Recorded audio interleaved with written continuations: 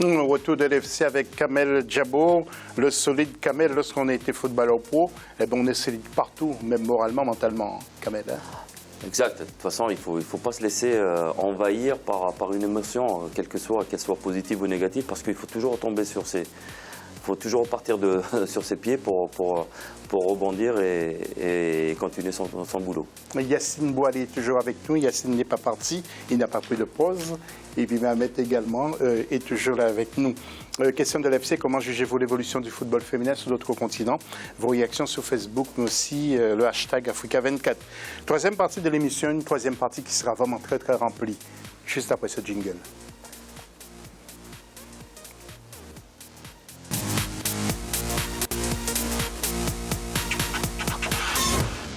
Et pour ce football international, la Coupe du monde féminine n'est moins de 17 ans, prévue du 30 septembre au 21 octobre 2016. La FIFA a publié la liste des arbitres qui officieront sur ce tournoi. Parmi les 45 femmes désignées, on y retrouve 4 africaines venues du Cameroun, de l'Éthiopie, du Mali et du Togo. Ibrahima Diouma-Ba. La Coupe du monde féminine des moins de 17 ans se prépare activement. Du côté de la Fédération internationale de football association, certains officiels sont connus. Ainsi, la liste des arbitres a été publiée par la FIFA. On y retrouve 45 femmes, dont 4 africaines, qui seront aux commandes du jeu lors de ce tournoi, qui démarrera le 30 septembre en Jordanie. C'est logique déjà que des Africaines puissent bien évidemment figurer dans la liste des arbitres retenus pour cette Coupe du monde U17. Cela montre que le niveau de l'arbitrage féminin en Afrique est en train de progresser considérablement, parce que parmi les arbitres sélectionnés, il y en a plusieurs qui ont déjà fait la Coupe du monde senior, féminine également, notamment la Togolaise Aïssata Ahmedi, qui est une habituée des grandes joutes internationales en matière de football féminin. Les arbitres africaines sélectionnés viennent du Cameroun, de l'Éthiopie, du Mali et du Togo. Il s'agit de Josiane Bakop, Lady Atafessé, Fanta Idrissa Koné et Daïssata Amege. Les observateurs invitent les fédérations africaines et la CAF à renforcer la formation des arbitres pour une plus grande représentativité africaine dans les compétitions internationales. Sur le continent, il faut déjà que la CAF, en aidant la fédération nationale à mieux former les arbitres et à mieux les outiller, également à mieux les mettre au courant de l'avancée du football, des nouvelles règles, etc. Donc je pense qu'avec cela, ça va encore une fois progresser et permettre d'avoir plus d'arbitres africains lors de ces compétitions internationales. La Coupe du monde féminine se tiendra du 30 septembre au 21 octobre 2016 en Jordanie. Parmi les 45 femmes sélectionnées, 17 officieront en arbitre titulaire et 28 en arbitre assistante. Elles sont originaires de 33 différents pays. Voilà. Et puis tout de suite, nous allons retrouver Joseph-Antoine Bell pour lui demander ce qu'il pense de la désignation de ces arbitres du continent. Joseph. Au niveau des arbitres et de l'arbitrage féminin, il y a des efforts qui sont faits, mais qui sont surtout faits du côté de ces dames. En ce sens qu'autant les jeunes filles ont la volonté de jouer au foot, autant il y a des jeunes dames qui ont la volonté de se mêler à l'arbitrage. Et donc, ce sont les fédérations qui doivent développer cela. Et en tous les cas, la FIFA a toujours montré une grande ouverture. Et donc, il y a eu l'opportunité à saisir. Je crois que c'est une très très bonne chose là de voir ces dames arbitrer les moins 17. C'est bien de commencer à leur mettre le pied à l'étrier parce qu'on suppose que les jeunes sont un petit peu moins belliqueux, moins tricheurs en plus. Et comme ça, elles s'habitueront rapidement et elles vont progresser. Et avant de faire un petit tour sur notre plateau, nous allons parler du tirage au sort de la CAN féminine qui aura lieu du 23 novembre au 3 décembre. C'est au Cameroun. Je vous rappelle que ce sera Yaoundé et Limbé qui ont été désignés, les deux villes principales. Alors en groupe A, il y aura le Cameroun, l'Égypte, l'Afrique du Sud et le Zimbabwe. Et puis en groupe B, le Nigeria, le Mali, le Ghana et le Kenya. Match d'ouverture avec un certain Cameroun contre l'Égypte. Alors, une seule équipe d'Afrique du Nord sélectionnée. Est-ce que vous avez le sentiment, peut-être je pousse un peu long le bouchon, Kamel, que le football féminin est tabou encore en Afrique du Nord? Oui. Tabou, il est surtout pas aidé dans toute l'Afrique. Quand moi je vois un peu comment les sélections ou les matchs les compétitions féminines se jouent, c'est vrai qu'aujourd'hui on est très très loin du niveau qu'en Europe on a aujourd'hui internationalement sur le plan international football.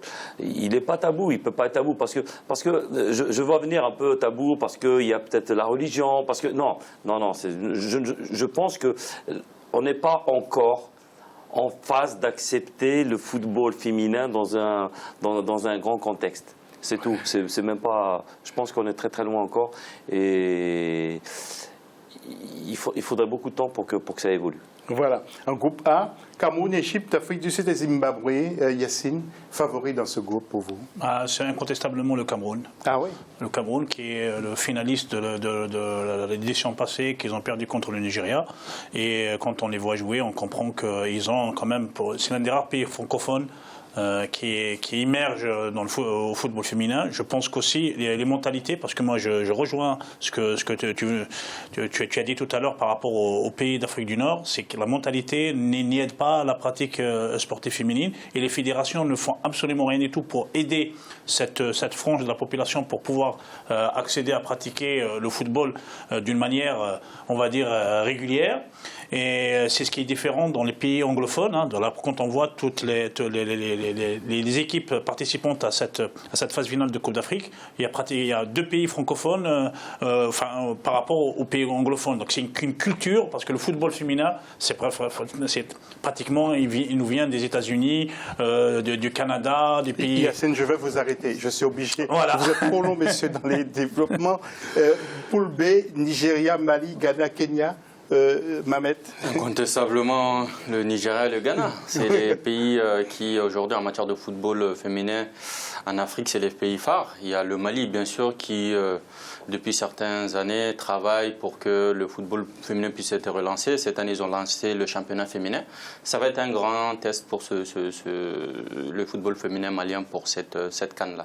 Voilà. Et puis Geoffrey Webb, c'est cet ancien dirigeant de la Confédération d'Amérique du Nord et d'Amérique centrale et des Caraïbes. Vous allez voir en image de la CONCACAF, comme on dit, la CONCACAF, qui fut l'un des protagonistes du scandale de la FIFA, qui a été donc suspendu à vie par l'instance suprême du football, selon un communiqué publié par la FIFA. Lorsque personnellement je le voyais, je croyais vraiment que c'était quelqu'un de très très sérieux et finalement, donc vous voyez qu'il est impliqué dans les affaires. Alors, en Espagne, maintenant, Barcelone a écrasé les Ganas 5-1. Luis Enrique, qui n'a même pas besoin en fait de parler à son trio d'attaquants, MSN comme on dit souvent, Messi, Suarez et Neymar. Ce dernier, justement, Neymar, le Brésilien, qui parle du prochain Ballon d'Or. Il voit bien Messi. Il nous dit aussi que Barcelone est la meilleure équipe du monde et il parle aussi de Suarez. Écoutez le Brésilien. Le Ballon d'Or devrait lui être accordé directement. Parce que nous avons le meilleur. Et quand le meilleur joueur est dans votre équipe, l'équipe est bonne. Et voilà pourquoi nous sommes la meilleure équipe du monde.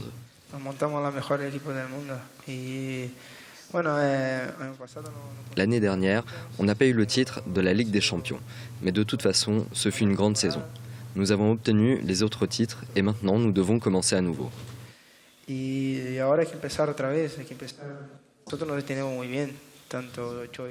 Nous nous comprenons très bien. Aussi avec Suarez, nous parlons toujours de nous aider les uns les autres. Et à ce moment, c'est Léo qui m'a aidé. Kamel, depuis Bamako, vous suivez tout le football international. Oui. Vous êtes ancien joueur, rappelez-nous votre carrière. J'ai joué en Algérie, comme tout le monde. Je suis passé ensuite au Racing Club de Paris, où j'ai été joueur. Ensuite, j'ai été entraîneur au niveau du Racing. Après, j'ai évolué dans ma carrière d'entraîneur très très vite vers l'Entente Saint-Gratien, vers la Jihad d'Auxerre, vers la sélection congolaise, vers le Mali, vers le Bénin, vers le Mali de nouveau et maintenant, on ne sait pas. Vous avez oublié l'Algérie.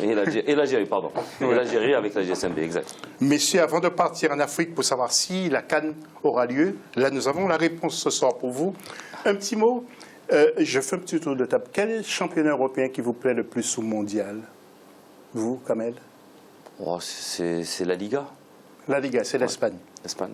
Et vous, Yacine? Moi c'est la Bundesliga. Ah oui, c'est l'Allemagne. Et vous, Mohamed? Ces temps-ci, le football anglais. Ah ouais, d'accord. Personne n'a répondu la France. Oh, oui, vous êtes dur hein, quand même. Hein. Bon, tant pis. Les meilleurs ne sont pas en France. Il n'y a qu'à voir le match d'hier. Il n'y a qu'à voir OL. Oui, de dimanche soir. C'est le spectacle qui nous intéresse.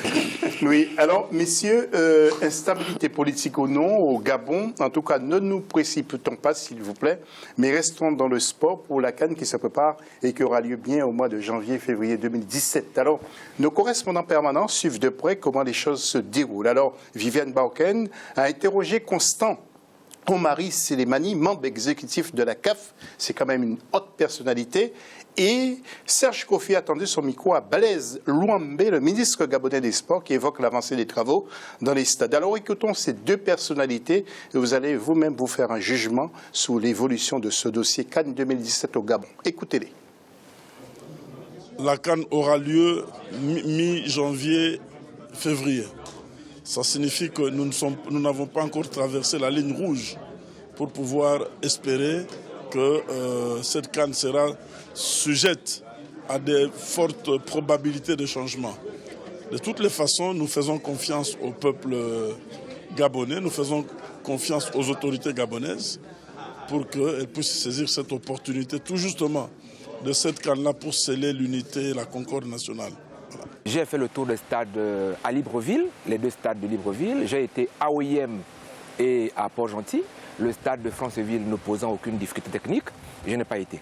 Alors, j'ai fait le point qu'au total, sur le plan des infrastructures, sur le plan de l'évolution des travaux de chantier, les chefs d'entreprise m'ont dit que sur Port-Gentil, ils sont en avance. Sur OIM, il n'y a pas de retard. Et sur Libreville, les chantiers avancent très bien. Kamel, suivant l'évolution politique, est-ce que cette CAN doit avoir à tout prix lieu au Gabon? Il ne devrait pas avoir de soucis. Ah oui, il faut qu'elle ait lieu. Parce que si maintenant, à chaque fois qu'il y a un vent de travers, on se met à... Et on a eu comme l'expérience avec le Maroc. Non, il faut qu'elle ait lieu au Gabon. Et je pense que les Gabonais ont déjà organisé. Ils ont l'infrastructure, ils ont la possibilité de mener à bien cette compétition. Oui, lorsqu'on voit ces stades qui sortent de terre, Yacine, ce serait que justice rendue au Gabon. Ah oui, bien sûr, mais c'est une chose qui c'est très important que cette CAN puisse se dérouler au Gabon parce que ça y va de son avenir. Parce que si on vit le même scénario que celui du Maroc, on a le problème de l'organisation de la CAN, parce que quand on voit l'instabilité de tous les pays africains, on finira par ne plus organiser cette CAN qui va arranger plein de championnats européens. La preuve, Adebayor n'est pas venu parce qu'il ne voulait pas, le Lyon ne voulait pas qu'il joue la CAN. Oui, mais c'est aberrant. Bon, il ne faut pas non plus noircir le tableau. Il n'y a pas d'instabilité dans tous les pays africains. Oui, il n'y a pas d'instabilité, mais les instabilités sont créées par des événements qui, malheureusement, on ne contrôle pas. Mais ce qui est sûr, en ce qui concerne le Gabon, même s'il y a ce problème, ce contentieux électoral, mais je pense qu'en termes même de développement des infrastructures, organiser une CAN pour un pays, c'est une façon de développer ce pays-là. Donc je pense que le Gabon, toute l'Afrique, tout le football africain devrait aussi être s'impliquer pour qu'il y ait du calme dans ce pays-là, pour permettre justement aussi que la CAN se tienne, parce que c'est très important pour d'abord le football africain, pour les Africains, mais aussi pour ce pays-là que nous devons coûte que coûte aider à sortir de cette crise-là. Exactement. Donc on en saura plus dans quelques jours à propos de la décision des juges du Conseil constitutionnel gabonais. La question, comment jugez-vous l'évolution du football féminin sur le continent? Une réponse, tiens, j'ai pris parmi de nombreuses réponses, Emazi Ombe Bassi qui nous dit il progresse et ce football féminin se développe à travers le continent. Vivement une intégration de la CAN dans le calendrier FIFA, vivement aussi une Champions League africaine des clubs de football féminin. En attendant tout ça, le Cameroun sera champion d'Afrique 2016. Vive le football africain, que c'est bien dit. Kamel, merci d'être venu. C'est moi qui vous remercie. Bonne continuation. Merci et que vous retrouviez un club rapidement. Merci à vous. Yacine, prenez soin de vous, reposez-vous bien et à la prochaine sur le plateau. Et puis ainsi que Mohamed Traoré. Merci. Soyez en forme comme d'habitude. Voilà.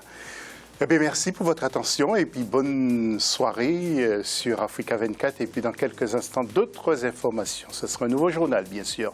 À très vite, lundi prochain, bien entendu.